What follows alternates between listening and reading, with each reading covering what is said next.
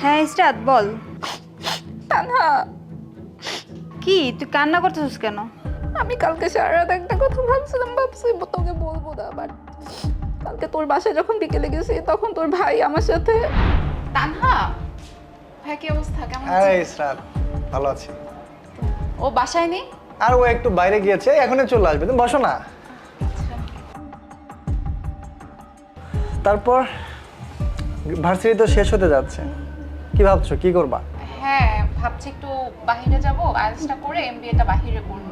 O that's very good. তা কোন দেশে যাবা, কি ভেবেছো? না, এখন তো ভাবিনি, আগে আইএলটিএসটা করি তারপর দেখি কোথায় হয়। আচ্ছা, তো আমার এক্ষেত্রে বেশ কিছু জানাশোনা মানুষ আছে, আমি চাইলে তোমাকে হেল্প করতে পারি। What kind of help? যেমন ধরো, আমি তোমাকে যে কোনো দেশে নিয়ে যেতে পারি। আচ্ছা, দ্যাটস গ্রেট। আচ্ছা ভাইয়া, ওর মনে হয় আসতে লেট হবে, আমি তাহলে আজকে উঠি।